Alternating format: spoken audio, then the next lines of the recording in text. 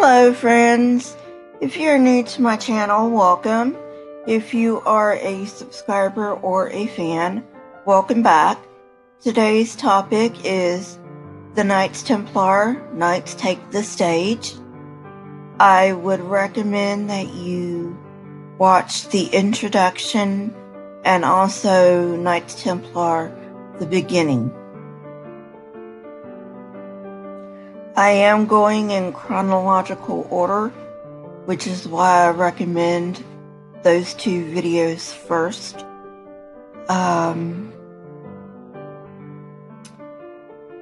Otherwise, there's nothing else I need to say, so let's get right on into the video. In addition to persuading Fulk of Anjou to marry Baldwin II's daughter, the King of Jerusalem had tasked Hugh with two additional assignments: recruit more knights for a projected crusade against Damascus, and get the order recognized by the Catholic Church. Three very important things happened on this trip. Fulk of Anjou agreed to marry Baldwin's daughter, more recruits signed on for the future crusade, and Hugh met Bernard of Clairvaux, who would prove instrumental in getting the Knights Templar center stage in European history.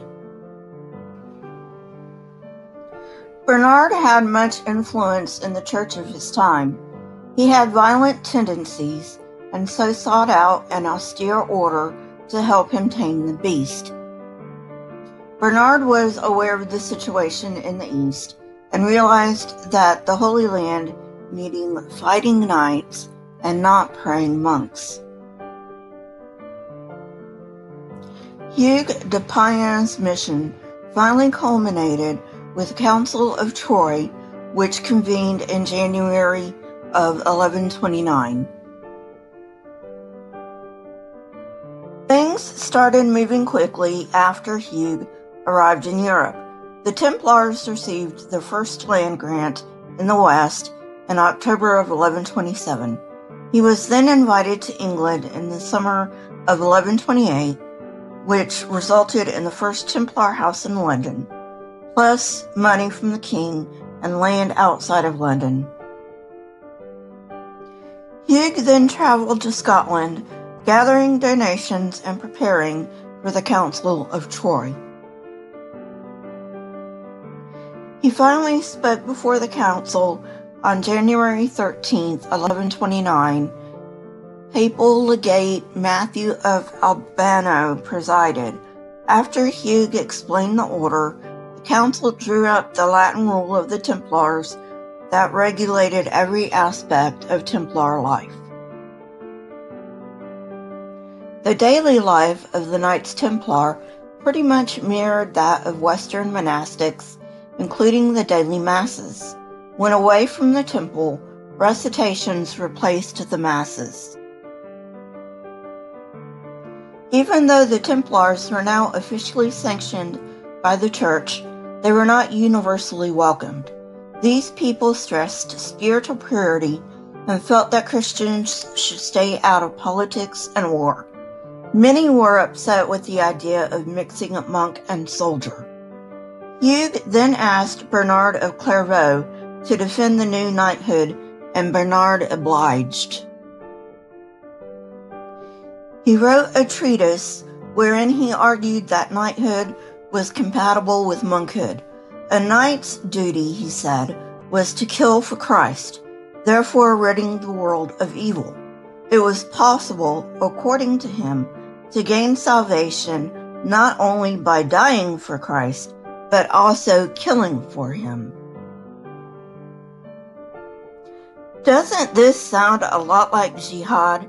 Substitute Allah for Christ, and the rationality for jihad is in Christianity. Now don't get me wrong, I don't support violence for violence sake. I only support defending oneself. It's still interesting though, isn't it?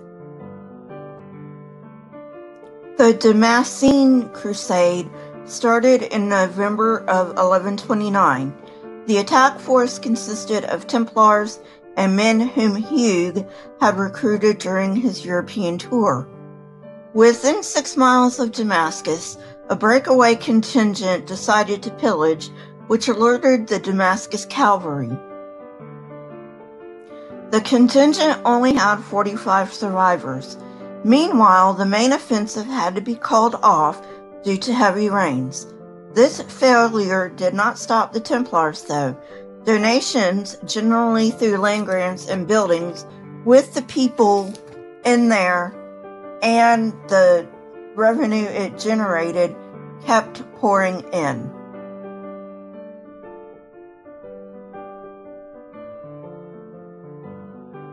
These donations were usually given to confirm the donor's piety or to confirm remission of sin. In October of 1131, the Templars gained control through donation of the Kingdom of Aragon in present-day Spain. This was not an altogether altruistic move by Aragon's ruler Alfonso I. Muslims had invaded the Iberian Peninsula in 711, but the Christians had reconquered the peninsula by 1130, and Alfonso was having a hard time holding on to his newly acquired lands. On top of that, Alfonso had no heir. Therefore, the Templars also became the protectors of the Iberian Peninsula against Muslim reinvasion. Alfonso died in 1134, and shortly thereafter, people began to bequeath castles to the Templars in the Holy Land. By 1139, the Templars were untouchable. The second Grand Master of the Knights Templar, Robert de Craon, had, by that time, secured 3 papal bulls. I believe that's a good place to stop for now.